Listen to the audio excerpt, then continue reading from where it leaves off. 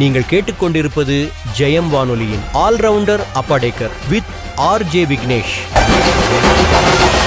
ஒரு பியூட்டிஃபுல்லான சாங்கை கேட்டு இந்த ஷோ நீங்கள் கேட்டிருக்கீங்கன்னா welcome back to the show. நீங்கள் கேட்டிருக்கீங்க ஜெயம் எஃப்எம் 7.1. நான் உங்கள் ஆர்ஜே விக்னேஷ்.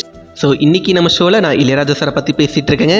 ஸோ அந்த வரிசையில் அடுத்து நான் என்ன பேச போகிறேன்னா, நம்ம ராஜா சார் கம்போசிஷனில் வந்த தூங்காத விழிகள் 2 அந்த சாங்கில் ஒரு மேஜிக் க்ரியேட் பண்ணியிருக்காரு சொன்னா. அண்ட் அதை பற்றி பேசணும்னு சொன்னலை. ஸோ அது என்னன்னு சொல்லி பார்த்தலாமா வாங்க.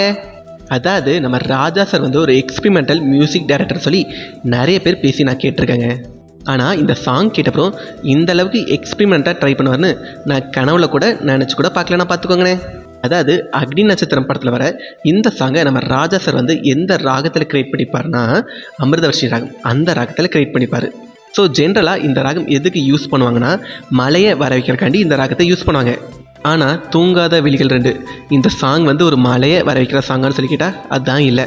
இது ஒரு மெலடி சாங்குங்க. பட் ஒரு மலையை வர வைக்கிற ராகத்தை வச்சு ஒரு பியூட்டிஃபுல்லான மெலடி சாங் கொடுக்க முடியும்னா அது நம்ம ராஜா சாரால் மட்டும்தான் முடியும் இல்லையா? இன்னும் கூட நினச்சி பார்க்க முடியலங்க எப்படி இந்த மேஜிக்கை க்ரியேட் பண்ணார்னு.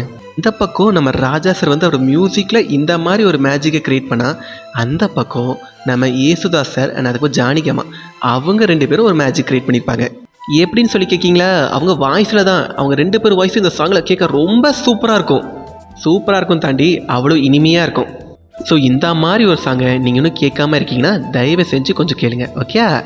அண்ட் தொடர்ந்து பேசலாம். நீங்கள் கேட்டிருக்கீங்க ஜெயம் எஃப்எம் 7.1. நான் உங்கள் ஆர்ஜே விக்னேஷ். கேளுங்க கேட்டுக்கிட்டே இருங்க.